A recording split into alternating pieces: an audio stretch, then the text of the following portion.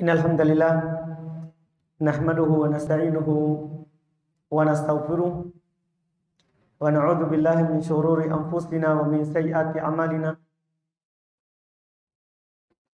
May yahdihillahu fala mudilla lahu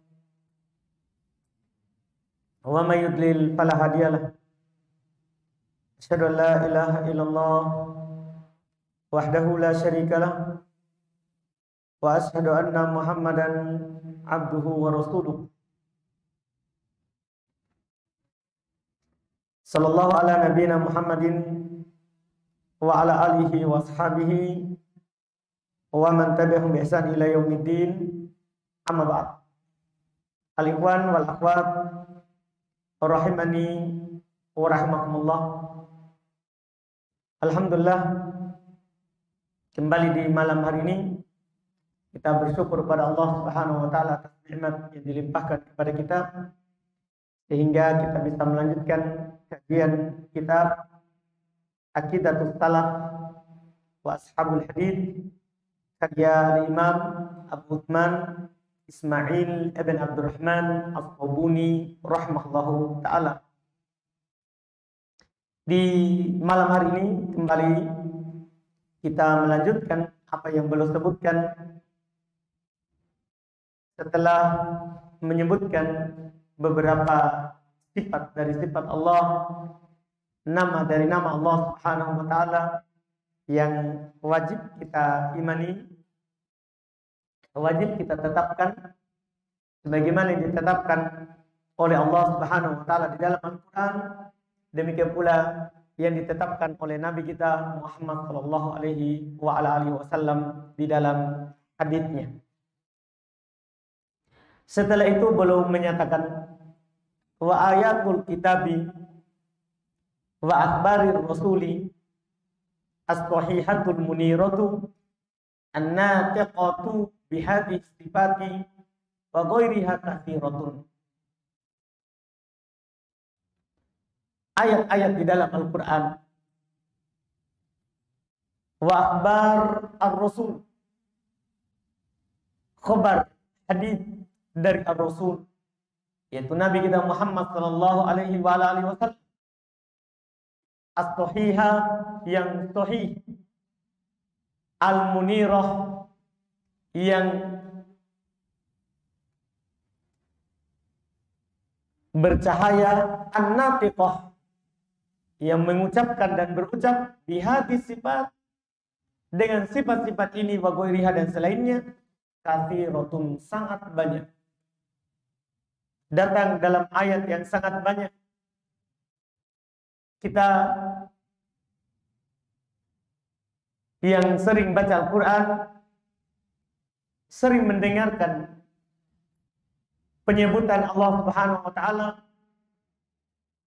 tentang nama dan sifatnya. Bahkan banyak dari ayat Allah Subhanahu wa taala sebutkan dua nama di dalam satu ayat. Seperti misalnya Allah berfirman, innahu huwas samiul alim di surah Al-Anfal. Sungguh Allah Subhanahu wa taala Maha mendengar lagi Maha mengetahui. Jadi dua. Nama As-Sami, nama Al-Alim langsung disebutkan dua kali bergandengan. Innahu huwas samiul basir. Sungguh Allah Subhanahu wa taala Maha mendengar lagi Maha melihat. Innahu wal alimul hakim. Sesungguhnya Allah Maha mengetahui lagi Maha bijaksana. Walau sya'allahu ma qatatalu walakinallaha yaf'alu ma yurid. Seandainya Allah Subhanahu wa taala menginginkan mereka tidak akan saling membunuh, akan tetapi Allah melakukan apa yang diinginkan. Allah punya sifat al-iradah, menginginkan. Demikian pula Allah berfirman, innallaha yuhibbul muhsinin. Allah mencintai orang-orang berbuat baik. Allah mencintai. Innallaha yuhibbul muqsitin. Allah cinta kepada orang-orang yang berbuat adil. Innallaha yuhibbut tawwabin. Allah mencintai orang-orang yang bertaubat. Wa yuhibbul mutatahhirin. Mencintai orang-orang yang selalu bersuci. Ini kan semua penyebutan apa? Sifat di dalam Al-Quran. Sangat banyak ayat yang semisal dengan ini. Sangat banyak ayat-ayat Al-Quran yang semisal dengan ini. Wa akhbarur rasul, berita dari Nabi kita Muhammad SAW, tentunya yang sahihah sangat banyak. Kita sudah lewat sebagiannya di kitab Lummatul I'tiqad, bahwa Allah ridho, Allah bahagia, Allah turun ke langit dunia, Allah Subhanahu wa ta'ala benci, Allah Subhanahu wa ta'ala murka. Semuanya dibawakan hadis. Sangat banyak hadis dari Nabi kita Muhammad sallallahu alaihi wasallam. Yatulul kitabu bi ihsaiha. Kata beliau akan panjang, akan luas kita kalau kita sebutkan satu-satu. Yang jelas siapa yang ingin membuktikan perkara ini, boleh dia baca Quran dari awal sampai akhir. Dia akan mendapatkan banyak dari nama dan sifat Allah Subhanahu wa ta'ala. Anggaplah jangan jauh-jauh kita baca surah Al-Fatihah. Kita baca Alhamdulillah. Ini kan sudah ada nama Allah. Allah. Rabbi, Rabb. Nama yang kedua. Rabbil Alamin. Ar-Rahman, Ar-Rahim. Itu nama lagi. Dua nama. Malik. Nama lagi. Malik Yaumiddin. Ini kan baru Al-Fatihah. Sudah terdapat di dalamnya penetapan nama dan sifat Allah Subhanahu wa ta'ala. Akan luas, akan panjang, akan tebal kitab kalau disebutkan satu-satu. Jelas Allah Subhanahu wa ta'ala, kata Nabi sallallahu alaihi wasallam, innalillahi tis'atan wa tis'ina asman. Dan ini bukan pembatasan. Sungguh Allah Subhanahu wa ta'ala memiliki 99 nama. Wa man ahsaha dakhalal jannah. Siapa yang menghafalnya, memahami maknanya, mengamalkan kandungannya, dia akan masuk ke dalam surga. Dan ini bukan pembatasan. Ini bagi yang menghafal dan memahami kandungan 99. Bukan pembatasan. Nama Allah lebih dari itu. Iya. Intinya Nabi SAW menetapkan bahwa Allah punya nama. Dan dalam setiap nama terkandung sifat. Dari sifat Allah Subhanahu wa ta'ala. Wajib kita tetapkan. Sebagaimana yang Allah Subhanahu wa ta'ala tetapkan. Sebagaimana yang Allah Subhanahu wa ta'ala tetapkan. Demikian pula sebagaimana yang Nabi kita Muhammad sallallahu alaihi wasallam tetapkan. Dan ini yang disepakati oleh para ulama, tidak ada yang menyelisihinya kecuali orang-orang sesat. Seperti kalangan Jahmiyah, kalangan Mu'tazilah, diikuti oleh orang-orang Khawarij, diikuti oleh orang-orang Asy'ariyah. Ini kan yang terkenal di pendengaran kita. Ya, yang terkenal di pendengaran kita. Orang-orang yang rusak akidahnya. Orang-orang yang rusak akidahnya.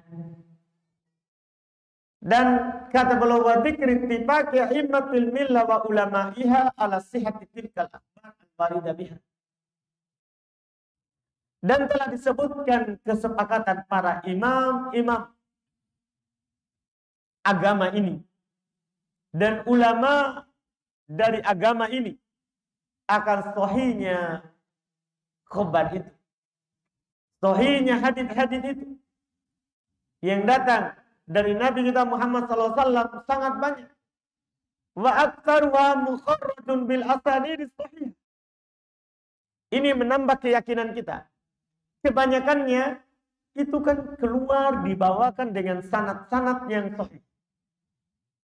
Dinukil. Imam Al-Bukhari menukilnya sampai ke Nabi SAW. Ada kitab khusus dalam Sahih Bukhari, judulnya Kitabut Tauhid. Kitab tentang tauhid, dibawakan di situ nama dan sifat Allah Subhanahu wa ta'ala, dinukil dengan sanadnya. Imam Bukhari menukil dari gurunya, gurunya dari gurunya sampai ke Nabi SAW.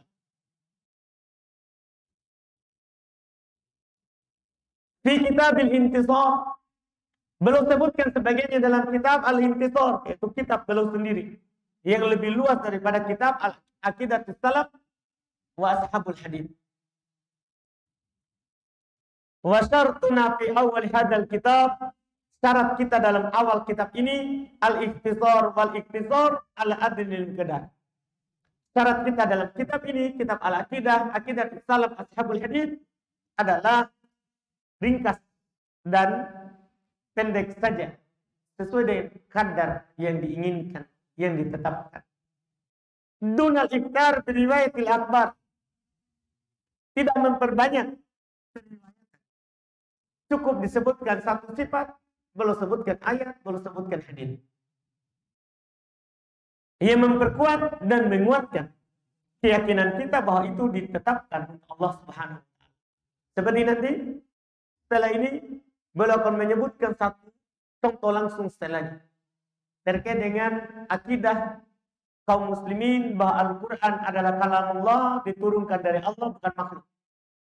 Beliau akan bawakan hadis, ayat yang mendukung ucapan itu. Supaya kita pahami dan kita yakini. Iya. Wa dzikri asanidiyah sahihah inda naqlatil athar.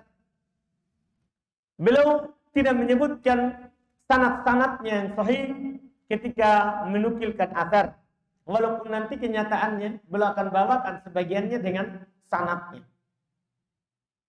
Wa musannifi al-masanid as-sihah al-kibar. Dan tanpa menyebutkan penulis-penulis musnad yang sahih, yang besar dari penukilan-penukilan para a'immah. Setelah itu beliau katakan, beliau contohkan. Beliau lanjutkan di antara yang diyakini oleh ashabul hadits, as-salaf, wa yashhadu ashabul hadits. Ashabul hadits, para pembawa hadits dan beramal dengan hadits, menyaksikan, wa ya'taqiduna, dan meyakini, annal Qur'ana kalamullah, bahwasannya Al-Quran adalah kalam Allah, ucapan Allah Subhanahu wa ta'ala. Wa kitabuhu, Al-Quran adalah kitab Allah. Wa kitabuhu, Al-Quran adalah pembicaraan Allah kepada kita. Wa wahyuhu, Al-Quran adalah wahyu dari Allah. Wa tanziluhu ghairu makhluk, Al-Quran itu diturunkan dari Allah, bukan makhluk. Dalil dalam masalah ini itu sangat banyak sekali. Terkait dengan Al-Quran adalah kalamullah. Allah Subhanahu wa taala berfirman, "Wa in ahadun minal musyrikin istajaraka fa'ajirhu hatta yasma'a kalamallah." Allah sendiri yang menyebutkan, kalau ada salah seorang dari musyrik meminta perlindungan kepadamu, maka lindungilah dia sampai dia mendengarkan kalam Allah. Jadi Allah yang bilang Al-Quran adalah kalam Allah. Demikian pula Allah Subhanahu wa taala berfirman terkait dengan Nabi Musa alaihissalatu wassalam, wa kallamallahu Musa taklima. Dan Allah Subhanahu wa taala berbicara kepada Nabi Musa dengan sebenarnya. Hakikat, bukan majaz. Bukan majaz. Ini dua ayat cukup membuat kita yakin. Apalagi ayat yang semisal dengan ini sangat banyak. Cuman kita tidak perlu memperpanjang. Karena orang yang beriman itu ciri-cirinya kalau mendengarkan kalamullah, mendengarkan apa yang Allah Subhanahu wa taala katakan, ucapan mereka adalah amanna bi kullun min indi rabbina. Kami beriman terhadapnya semuanya dari sisi Rabb kita. Semuanya datang dari Allah Subhanahu wa taala. Kalau Allah katakan Allah berbicara, kita beriman. Setelah itu hindari yang sebelumnya. Hindari membagaimanakan.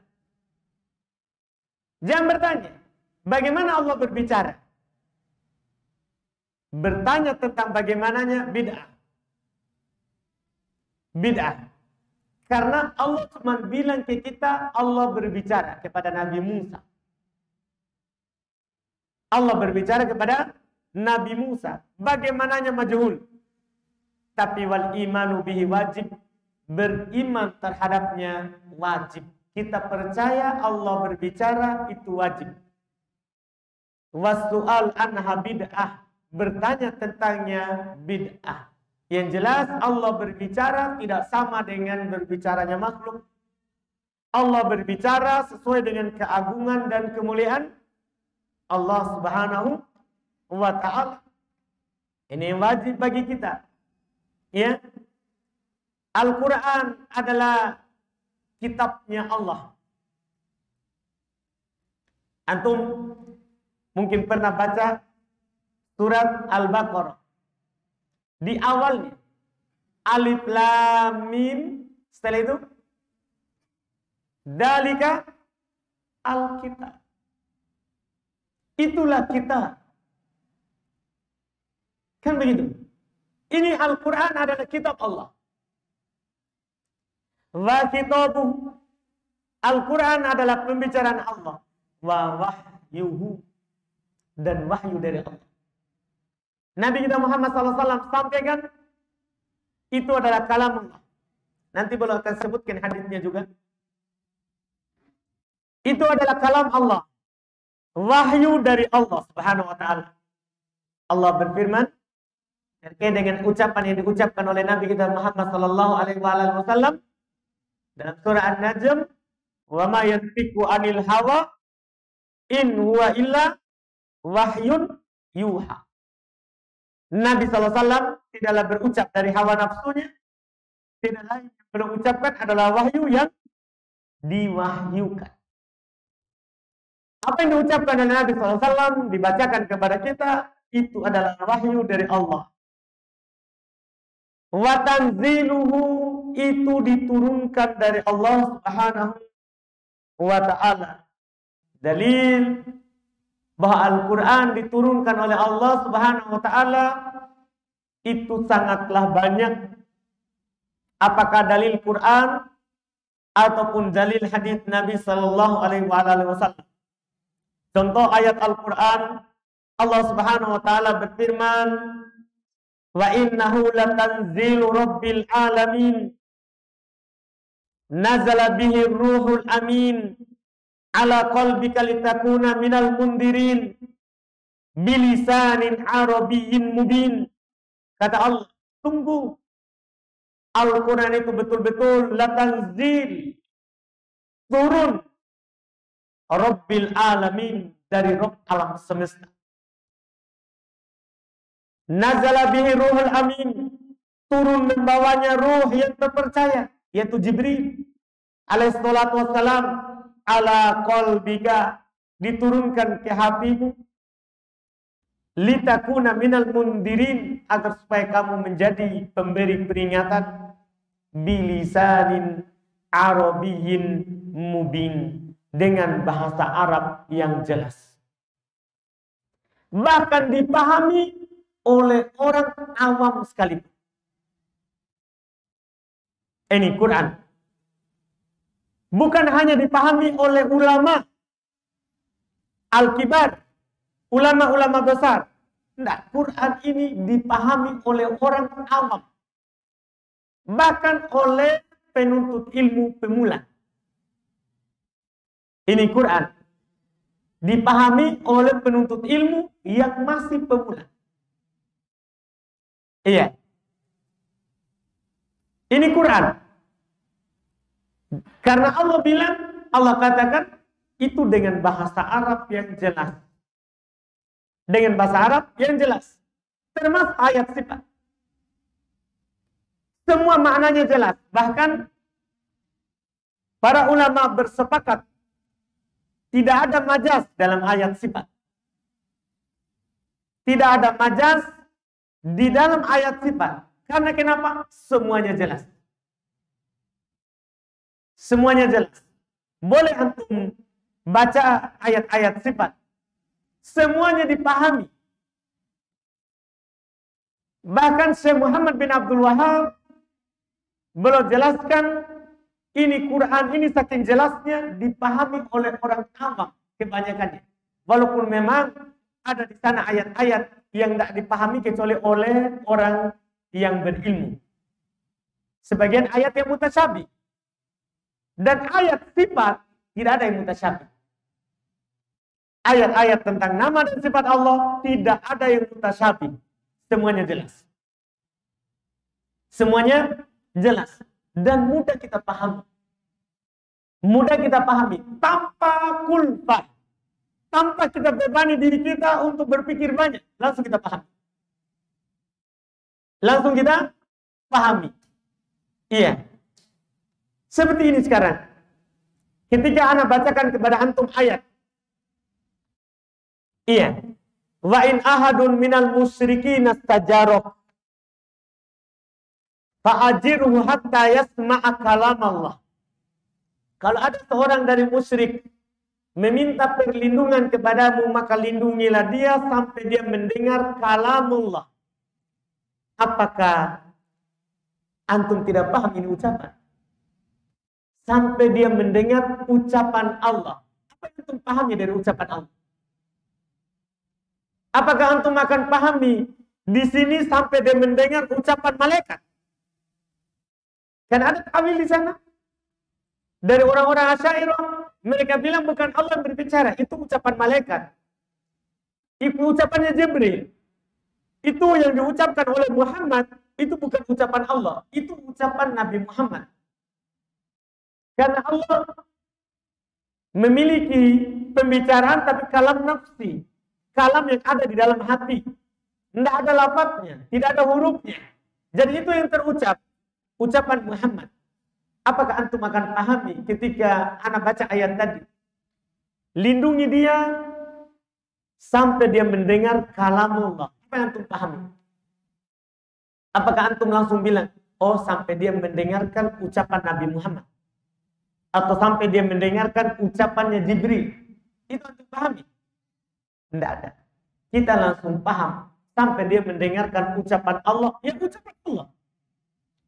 Nabi Muhammad hanya menyampaikan ucapan itu disandarkan kepada yang berucap. Pertama kalinya, bukan yang menukilnya. Bukan yang menukilnya. Ini sangat jelas.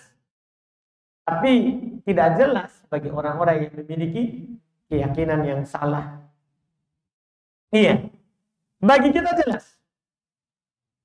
Ini firman Allah Subhanahu wa ta'ala. Allah Subhanahu wa ta'ala berbicara. Dan pembicaraan Allah Subhanahu wa ta'ala tidak terbatas. Karena Allah Subhanahu wa ta'ala berbicara kapan dia kehendaki dan kapan dia inginkan.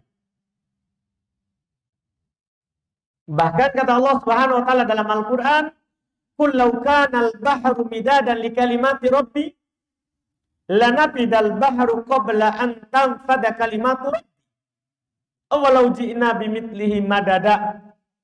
Ini di surat Al-Kahfi sering kita baca. Katakan wahai Muhammad, lau kanal bahru, seandainya lautan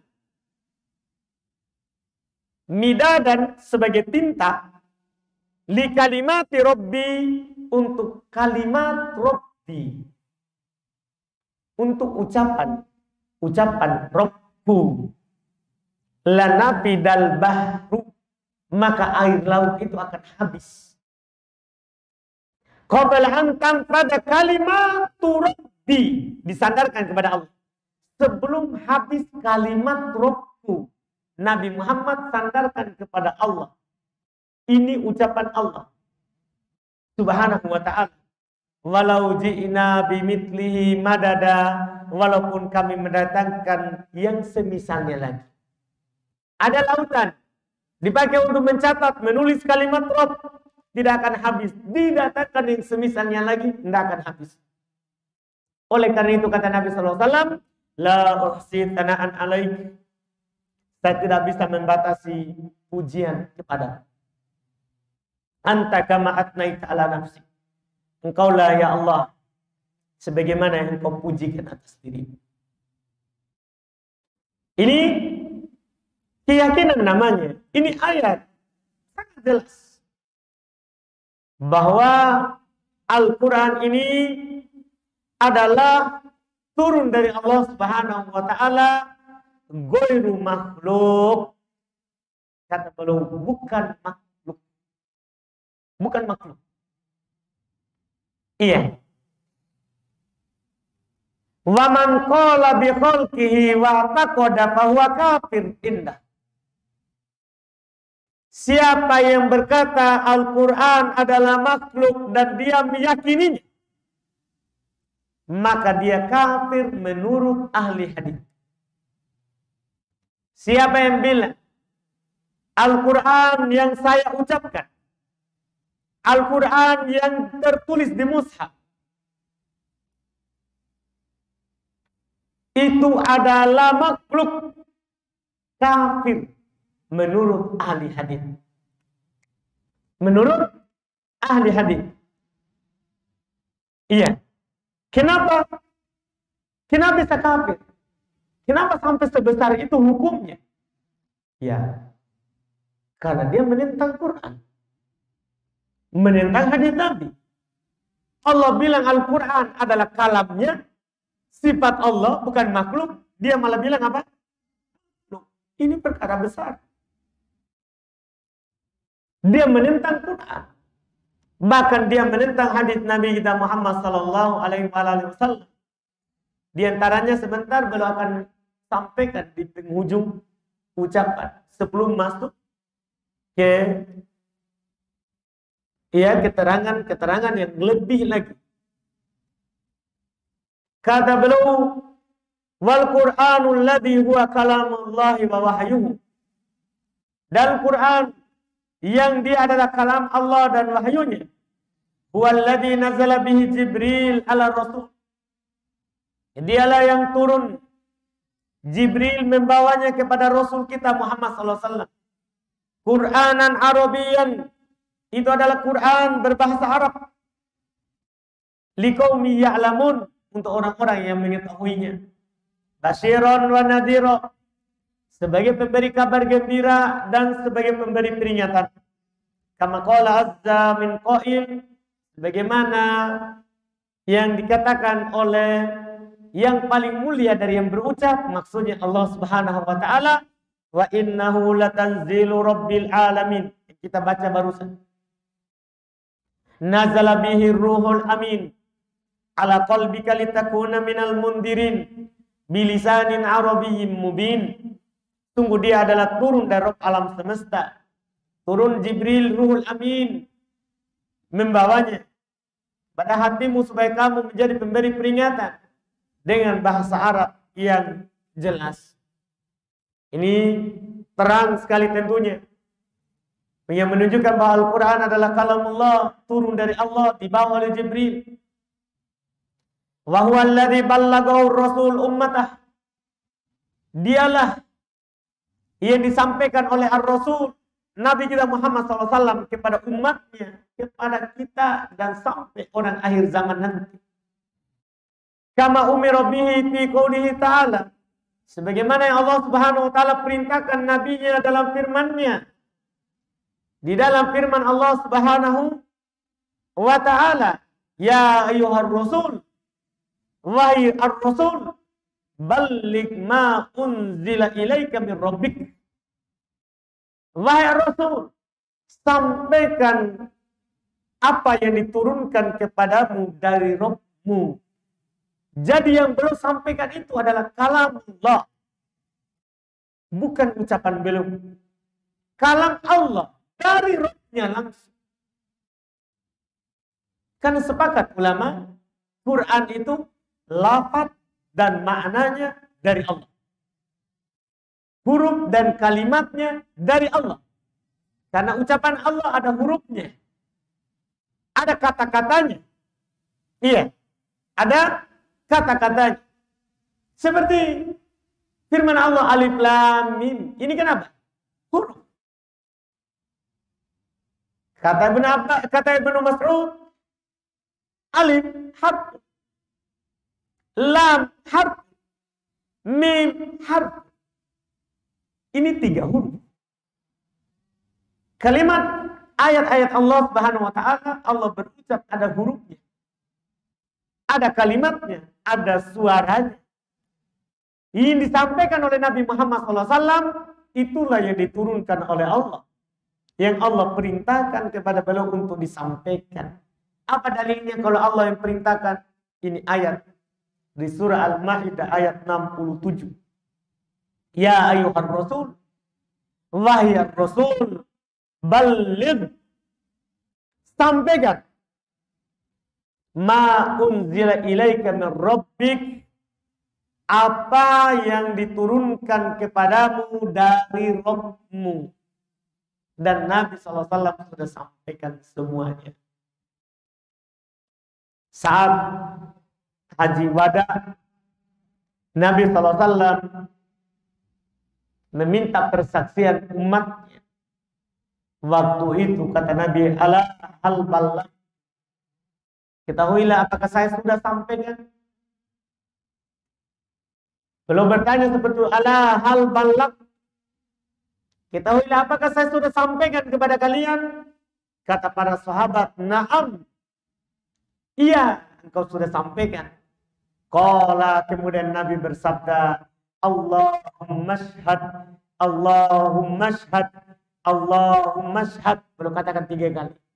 Ya Allah, persaksikan. Ya Allah, persaksikan. Ya Allah, persaksikan. Ini semua menunjukkan apa? Nabi SAW yang belum sampaikan itu kalam, bukan makhluk. Fakana alladhi ballaghahu, kata beliau, maka adalah yang disampaikan oleh Nabi SAW, kalamahu, adalah kalam Allah. Itu harus diperhatikan. Hati-hati dari pemikiran sana. Kalau sebenarnya kalau kita dihadapkan kepada orang Mu'tazilah, Jahmiyah, itu gampang. Karena mereka memang langsung bilang Allah tidak berbicara. Karena menurut mereka kalau kita bilang Allah berbicara akan sama dengan makhluk. Yang masalah ini orang-orang Asy'ariyah yang mengaku dirinya pertengahan antara Mu'tazilah dan Jahmiyah. Mereka katakan Allah berbicara, tapi kalam nafsi yang terucap itu ucapan Nabi.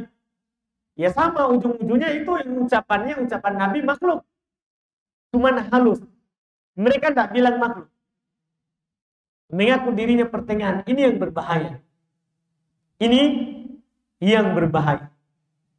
Iya. Kita katakan Allah Subhanahu wa taala berbicara dengan Quran sebagaimana Allah berbicara dengan Taurat. Allah Subhanahu wa taala berbicara dengan Injil. Allah Subhanahu wa taala berbicara dengan pembicaraan yang sesuai dengan kehendak dan keinginan Allah yang tidak sama dengan pembicaraannya apa? Makhluk. Maka yang perlu katakan fakana alladzi ballaghahu kalamahu azza wa jalla. Maka adalah yang disampaikan oleh Nabi SAW adalah ucapan Allah. Wa bi qala sallallahu alaihi wasallam. Dan tentangnya Nabi SAW bersabda, atabna'uni an uballigha kalama rabbi. Apakah kalian menghalangi saya untuk menyampaikan kalam Rabbku? Jadi Nabi bilang apa? Yang belum sampaikan itu adalah kalam Allah. Karena belum bilang, apakah kalian menahan saya? Menghalangi saya untuk menyampaikan kalam Rabbku. Nabi SAW sandarkan kepada Allah. Nabi SAW sandarkan ucapan yang beliau sampaikan kepada Allah Subhanahu wa taala, bukan ucapan beliau. Beliau hanya menyampaikan ucapan Allah. Sekali lagi kami ulangi, dan ucapan itu disandarkan kepada yang berucap, bukan kepada yang menukilkan ucapan. Dan ini juga dipahami. Ketika anak ucapkan kepada antum sebuah ucapan, seperti ini penulis, takrir akidah ahli sunnah wal jamaah. Ucapan beliau, Al-Imam As-Sabuni, anak nukil ke antum. Anak sandarkan ke mana? Ke diri anak atau kepada As-Sabuni? Kan begitu. Oleh karena itu kata para ulama, ini ayat Quran. Kita sandarkan kepada yang mengucapkan yang pertama. Bukan kepada Nabi yang menyampaikan. Itu sangat jelas. Walillahil mathalul a'la. Iya. Itu sangat jelas dan dipahami. Cuman itu lagi tadi.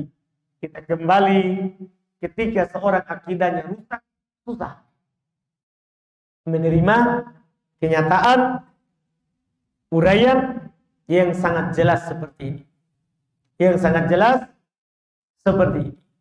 Kata beliau, wa huwa alladhi tahfaduhu sudur. Kalam Allah lah yang dihafal di dalam dada. Wa tatlu'ul alsinah. Kalam Allah lah yang dibaca oleh lisan-lisan. Dibaca oleh lisan ajam. Sebagaimana dibaca oleh lisan Arab. Ya, suaranya pembaca, tapi yang disuarakan kalamullah. Kan begitu. Kertas itu makhluk, tapi yang tertulis di kertas itu kalamullah. Tintanya itu makhluk, tapi yang ditulis oleh tinta itu kalamullah. Itu harus dipisahkan. Harus dipisahkan. Wa yuktab fil masahib, ditulis di mushaf itu kalamullah. Kaifa ma tasarrafa bi qiraati qari'in wa lafzi halafidin wa hifzi hafidin. Bagaimanapun bentuknya bacaan dari orang yang membaca, lafadznya dari orang yang melafadzkan, hafalan dari orang yang menghafalnya, itu semua kalamullah. Haitu tuli fi ay maudin quri au kutib fi masahib ahli Islam wa Allah hisbiyanihim wa ghairiha kulluhu kalamullah. Ketika dibaca di tempat manapun dibaca, ketika ditulis di mushaf, lembaran-lembaran ahli Islam, lembaran-lembaran di anak-anak Islam, dan selainnya, semua itu adalah kalamullah. Itu harus kita yakini. Wa huwal Qur'an bi'ainihi alladhi naqul. Dia adalah Quran yang nyatanya kita katakan innahu ghairu makhluk. Dia bukan makhluk. Faman za'ama annahu makhlukun fahuwa kafirun billahil azim. Siapa yang meyakini atau menyangka dia adalah makhluk, maka dia kafir kepada Allah. Maka dia kafir kepada Allah Subhanahu wa ta'ala. Ini orang yang mengatakan Al-Quran adalah makhluk, menyangka seperti itu, maka dipastikan dia kafir kepada Allah Al-Azim, kepada Allah Subhanahu wa ta'ala Al-Azim. Apalagi menolaknya. Apalagi menolaknya. Iya. Kemudian belum menukilkan penukilan dari para salaf, para ahli hadis. Kata beliau, sami'tu syekhana Al-Hakim Abu Abdillah Al-Hafidh rahimahullah, guru beliau Al-Imam Al-Hakim ahli hadis di masanya. Saya mendengar syekh saya, guru saya Al-Hakim Abu Abdillah Al-Hafidh, beliau berkata, sami'tu Imam Abul Walid Hasan ibn Muhammad yaqul, Saya mendengar Imam Abul Walid Hasan ibn Muhammad dia berkata, Sami'tul Imam Abu Bakar Muhammad ibn Ishaq ibn Khuzaimah yaqul. Dinukil dengan sanadnya. Saya mendengar Abu Bakar Muhammad ibn Ishaq ibn Khuzaimah beliau berkata, Al-Quran kalamullahi ghair makhluk. Al-Quran adalah kalam Allah, bukan makhluk. Faman qala innal Qur'ana makhluk, siapa yang berkata Al-Quran adalah makhluk, bahwa kafirun billahil azim, maka dia telah kafir kepada Allah yang maha agung. Keharusannya la tuqbal syahadatu, tidak diterima persaksiannya. Kalau dia bersaksi tidak diterima. Wala yu'adu in marid, tidak dikunjungi kalau dia sakit. Kan ini ahli bidah. Kafir kepada Allah, meyakini keyakinan yang menyelisih Quran, yang menyelisih Nabi sallallahu alaihi wasallam, tidak dikunjungi kalau dia sakit. Wala yusalla alaihi mat, tidak disolati kalau dia mati. Wala yurfan fi maqabiril muslimin, tidak dikubur di kuburan kaum muslimin. Nah, ini orang kafir, mengingkari Quran. Iya. Wa yustatab, diminta untuk bertobat kalau dia belum mati. Fa in taba, kalau dia bertobat diterima. Ini yang memintanya pemerintah, penguasa. Diminta untuk bertobat. Kalau dia bertobat diterima. Wa illa duribat unuquh, kalau dia tidak bertobat setelah diminta untuk bertobat, maka dipenggal lehernya. Karena murtad. Berdasarkan hadis Nabi SAW tentunya, ini ucapan Ibnu Khuzaimah. Nabi SAW bersabda, Man baddala dinahu faqtuluh, siapa yang mengganti agamanya maka bunuh. Artinya murtad. Diminta dulu bertobat. Kalau dia bertobat, alhamdulillah. Kalau tidak, maka dia dibunuh. Dia dibunuh daripada keyakinannya akan merusak keyakinan kaum muslimin. Makanya kita lihat, Ana sudah pernah sebutkan sebelumnya sama antum di kitab Lumatul I'tiqad. Tadi ya Syekh Muwaffaquddin Ibnu Qudamah rahimahullah, bagaimana mereka para salaf membunuh para pentolan pemikiran ini. Sebagaimana dibunuh ya Jahm Ibnu Safwan yang mengambil keyakinan Ja'ad bin Dirham yang sesat dalam bab takdir, juga sesat dalam bab asma wa sifat, dia tolak seluruhnya. Dibunuh. Dia dibunuh pada hari Id. Sudah siapkan sebelumnya. Dia katakan, silakan kalian berkurban.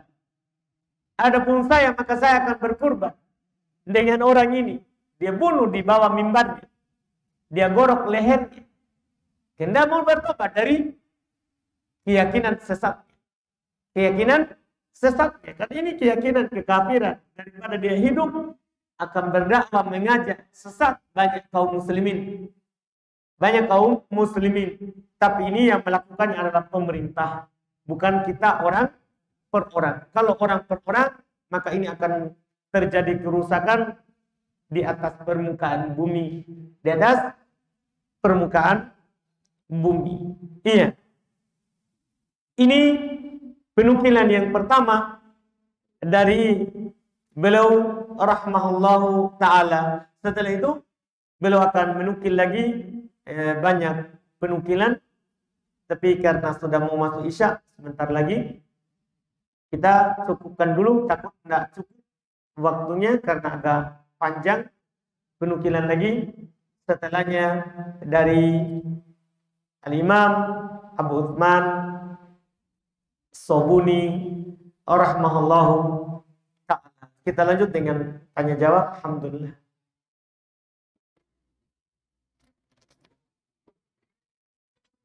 Kalau ada pertanyaan sebelum adzan, boleh diajukan. Silakan.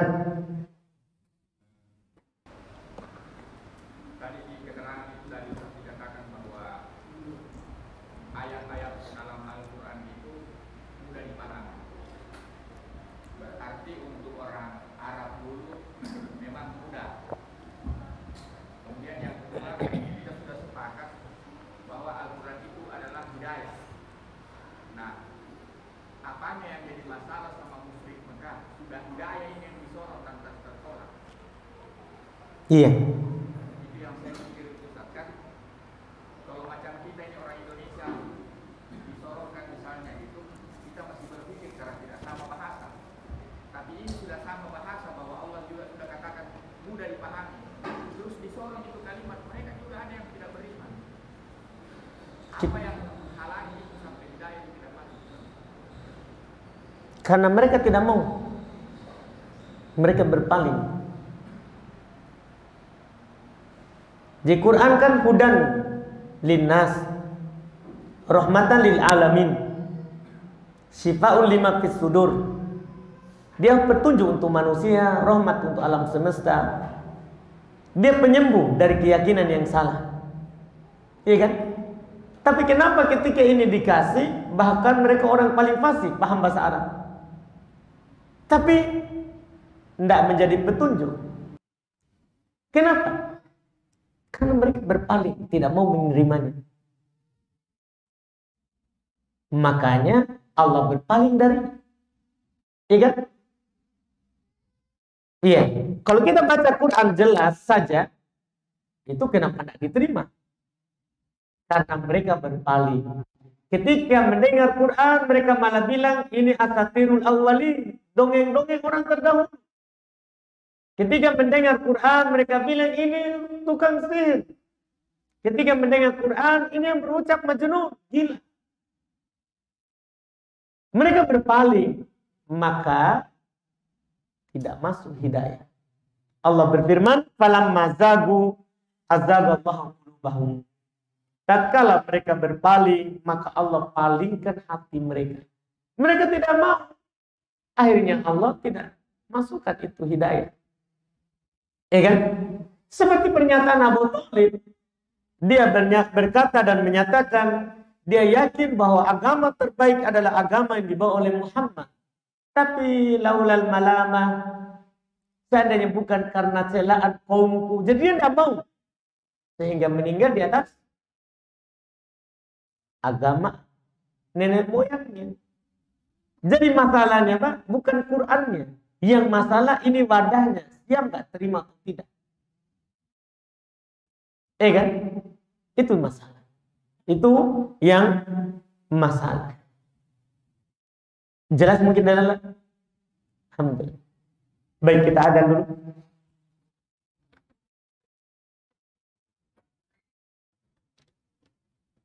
Silakan.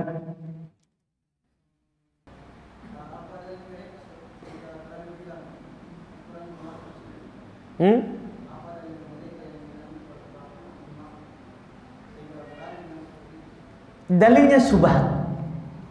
Jadi pertanyaannya apa dalil mereka sehingga mereka bilang Quran itu makhluk? Dalilnya sebenarnya subhatnya. Jadi mereka punya subhat. Kalau kita katakan yang terucap ini adalah berarti akan sama dengan kalamnya manusia. Jadi pemikirannya manusia penuh dengan kekurangan, penuh dengan kadang bahkan ya Allah harus kita sucikan dari hal ini. Maka kita katakan ini yang terucap bukan kalam Allah, kalamnya orang, bukan Allah yang berbicara. Subhat, dia dibangun dari niat baik, pengen mensucikan Allah, tapi malah menolak ucapan Allah. Menolak ucapan Allah. Jadi dalilnya tidak ada sama sekali. Subhat saja.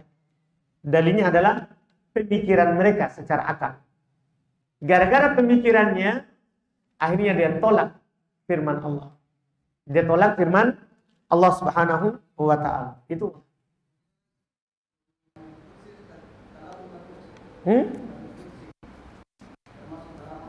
Iya, hadis qudsi juga kalamullah. Hadis qudsi kalamullah. Allah berbicara dengan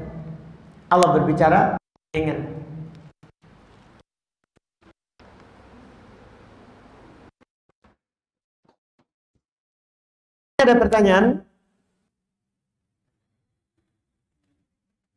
apa hukum nyanyian tanpa musik? Karena pernah Anda dengar ucapan orang kalau yang haram itu alat musiknya. Dan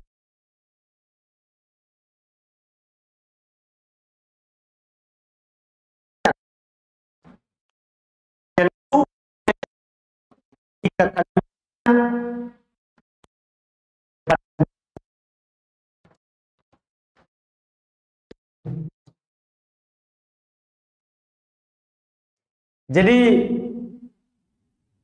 ini ucapan yang ya dan kita ucapkan dari orang-orang memang yang suka musik, yang suka nyanyi,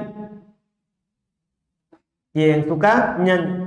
Kalau musik memang jelas ya. Tapi sebenarnya ada juga yang mengatakan musik itu halal. Iya, tapi itu sangat jelas. Kalau musik penukilannya hadis memang nyata riwayat Imam Al-Bukhari dari Abu Hurairah radhiyallahu taala anhu.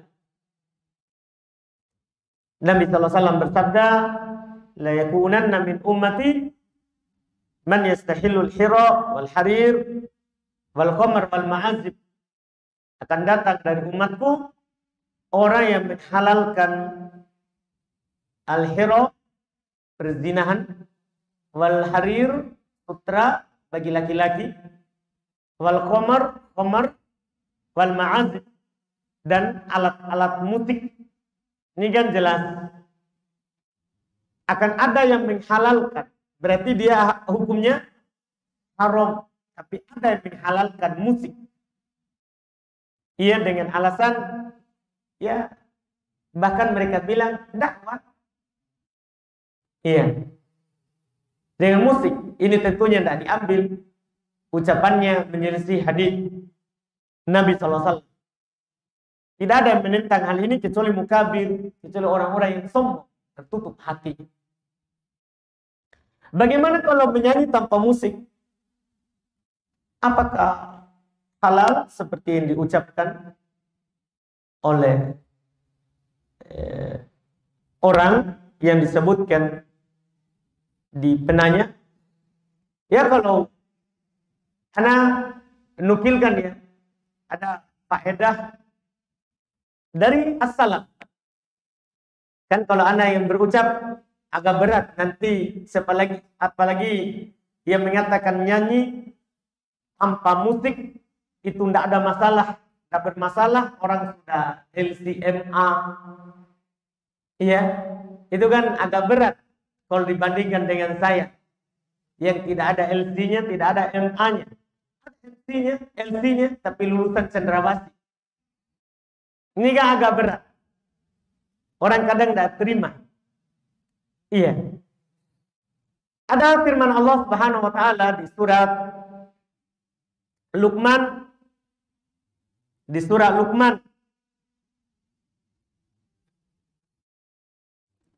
kata Allah Subhanahu wa taala di ayat yang ke-6.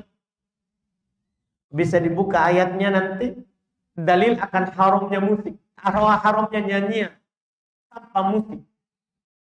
Haramnya nyanyian tanpa musik. Allah Subhanahu wa taala berfirman, "Wa minan nasi may yashtari lahwal hadithi liyudillan nas." Itu lafaz. Di antara manusia ada yang menjadikan lahwal hadith untuk menyesatkan manusia. Sekarang apa itu lahwal hadith? Untuk mengetahuinya, kita harus kembali ke tafsir salaf. Jangan buka terjemahan. Kalau diterjemahkan, apa terjemahannya? Coba buka terjemahan. Terjemahan kita Indonesia. Apa? Ucapan kosong. Berarti tidak masuk nyanyian. Berarti kalau ucapannya tidak kosong, tapi berfaedah mengajak orang, berarti boleh. Karena terjemahannya ucapan kosong. Tapi Quran ini kita tidak bisa pahami dengan terjemahan begitu. Kita butuh salaf. Butuh ucapan sahabat. Karena mereka yang menyaksikan Quran itu turun. Mereka menyaksikan Quran itu turun. Pertama, ketika menafsirkan ayat ini, Ibnu Mas'ud ditanya, apa itu lahwal hadits di dalam ayat itu? Apakah betul ucapan kosong saja terjemahannya? Beliau ditanya. Kata beliau, huwal gina walladzi la ilaha illahu. Huwal gina walladzi la ilaha illahu. Huwal gina walladzi la ilaha illahu. 3 kali berulang. Dia adalah nyanyian. Demi, belum bersumpah. Demi yang tidak ada sembahan yang berhak disembah kecuali. Dia adalah nyanyian. Demi yang tidak ada yang berhak disembah kecuali dia. Dia adalah nyanyian. Demi yang tidak ada yang berhak disembah kecuali dia. 3 kali. Belum bersumpah. Itulah nyanyian. Ini ucapan Ibnu Mas'ud diriwayatkan oleh Imam Ibnu Jarir juga Ibnu Abi Dunya di dalam kitab Dhammul Malahi, celaan ucapan-ucapan yang sia-sia, diriwayatkan juga oleh Imam Al-Hakim Al-Baihaqi di dalam Sunan Al-Baihaqi dan yang lainnya.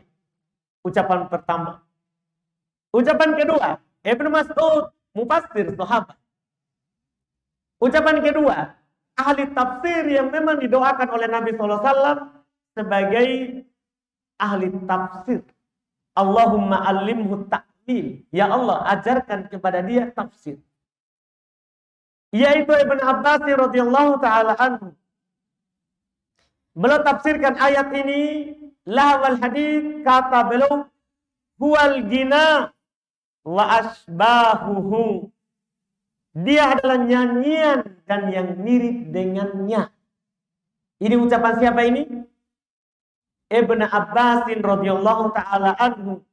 Dia adalah nyanyian. Coba seandainya itu ucapan hanya satu orang. Kan sebagian orang bilang ada ucapan Ibn Mas'ud, tapi itu waktu itu ada banyak nyanyian yang melalaikan dari Yunani, dari orang-orang Persia. Mereka bilang begitu. Dari mana dia tahu begitu ucapan Ibnu Mas'ud begitu? Bolehlah. Tapi sekarang Ibnu Abbas memang ahli tafsir. Ibnu Abbas ketika menafsirkan ayat ini beliau bilang, huwal gina wa asbahuhu. Ini dalam riwayat juga Imam Al-Baihaqi. Juga diriwayatkan oleh Imam Al-Bukhari di dalam kitab Al-Adabul Mufrad. Belum tafsirkan, dia adalah nyanyian dan yang mirip dengannya. Ini Ibn Abbas radhiyallahu ta'ala anhu datang juga dari Jabir bin Abdullah. Sahabat yang ketiga. Ini bukan seorang. Datang dari Jabir bin Abdullah radhiyallahu ta'ala anhu, ditafsirkan, belum menafsirkan ayat ini, dikeluarkan oleh Imam Ibnu Jarir di dalam tafsirnya. Ketika belum menafsirkan lahwal hadits, apa kata Jabir bin Abdullah radhiyallahu ta'ala anhu? Huwal gina wal istima'u lahu. Dia adalah nyanyian dan mendengarnya. Dia adalah nyanyian dan mendengarnya. Ini dari kalangan sahabat. Kita akhiri dengan ucapan penukilan dari kalangan tabi'in. Masih generasi terbaik. Sengaja ini ana sebutkan sama antum, apalagi ulama belakangan. Ini kita nukil yang terbaik. Generasi terbaik. Datang penafsiran dari Mujahid, ahli tafsir dari kalangan tabi'in, muridnya Ibn Abbas. Ketika beliau menafsirkan ayat ini, beliau katakan huwal gina'u wa kullu lahmin. Dia adalah nyanyian dan segala yang melalaikan. Nyanyian nyata dari Mujahid. Juga datang dari Al-Imam Ibrahim An-Nakhai. Ketika menafsirkan ayat ini disebutkan oleh Ibn Abi Dunya dalam kitab Dhammul Malahi. Kata beliau, huwal gina, dia nyanyian. Datang juga dari Ikrimah. Dikeluarkan oleh Ibn Abi Dunya juga, boleh dibuka kitab Ibn Abi Dunya di kitab Dhammul Malahi. Ya, di nomor 28, 29, sekitar itu penomoran penukilannya. Kata Ikrimah rahimahullahu taala, huwal gina, dia adalah nyanyian. Ini semua penukilan. Kita mau arahkan kemana? Iya. Mereka tidak merinci. Datang kita di belakangan merinci. Kalau melalaikan haram, kalau tidak melalaikan, mana salaf kita yang merinci seperti itu? Mana salaf yang merinci? Apakah Ibn Abbas tidak tahu ada yang makna yang baik dari nyanyian? Apakah Ibnu Mas'ud tidak tahu ada yang baik dari nyanyian? Apakah Jabir bin Abdullah tidak tahu bahwa ada nyanyian yang mengajak kepada Allah? Apakah Mujahid tidak tahu? Ikrimah tidak tahu? Ibrahim Nakhai tidak tahu? Sehingga datang kita merinci apa yang mereka tidak rinci. Ini tidak cocok. Ini tidak cocok. Kita sebagai penuntut ilmu lebih bagus berpegang dengan orang yang telah meninggal daripada yang masih hidup. Daripada yang masih hidup. Apalagi ini generasi terbaik. Generasi terbaik. Ini ucapan-ucapan yang pernah Anda dapat terkait dengan hukum nyanyian. Saya pernah jawab di warkop dengan jawaban yang bebas tanpa menukil ucapan, tapi sepertinya sebaiknya dinukilkan. Kadang-kadang orang benturkan, ini siapa? Apa tulisannya? Ya, apa gelar? Kan begitu. Ya, kita nggak gelar. Nggak ada gelar. Kita jujur kan? Tapi kan Mujahid tidak juga punya LCMA. Dan ini kan muridnya sahabat. Dan Nabi yang menyatakan masih generasi terbaik. Kalau antum tidak terima ucapan saya, ini ucapan salaf. Ini ucapan salaf. Wallahu a'lam.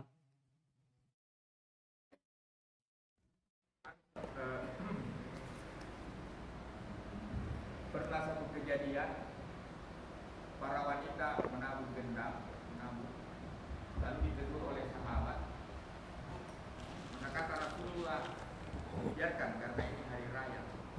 Nah, yang saya mau pertanyakan di sini, apakah beda nyanyian yang dilakukan sama wanita tersebut dengan nyanyian yang diungkap dalam Al-Quran di surat Luqman itu? Apakah beda dia punya? Beda. Kejadiannya bukan nyanyiannya.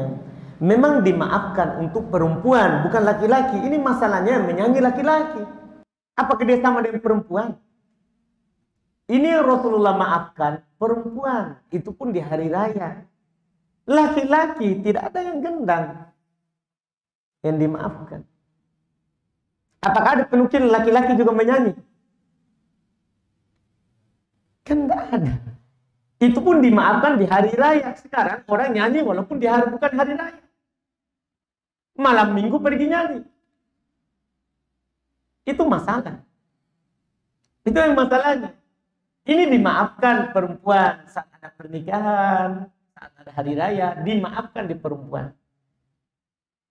Kan begitu? Iya kan?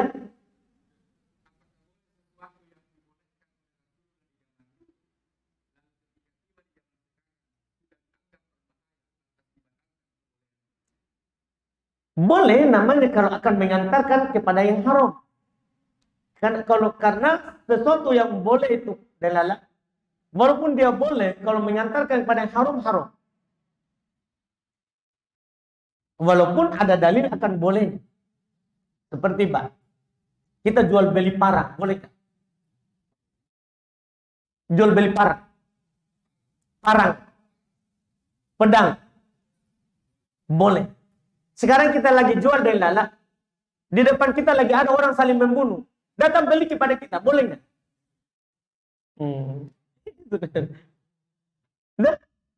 Nggak boleh. Sama. Iya, memang.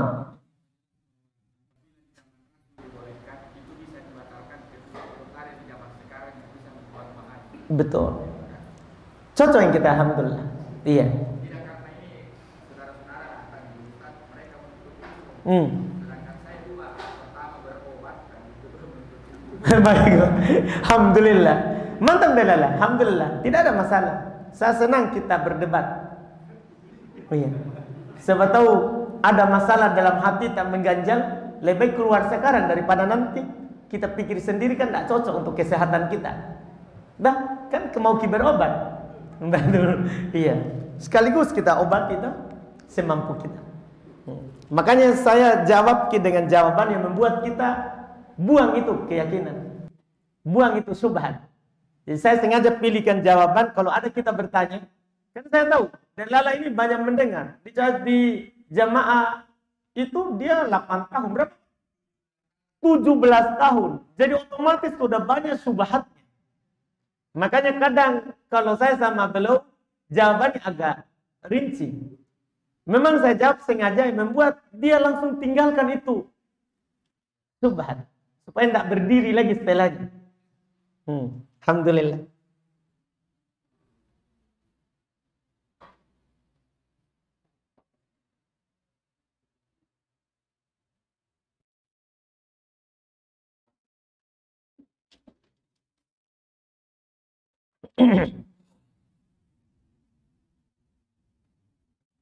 Di dalam Al-Quran disebutkan apabila Al-Quran diturunkan ke gunung, maka kamu akan melihatnya hancur.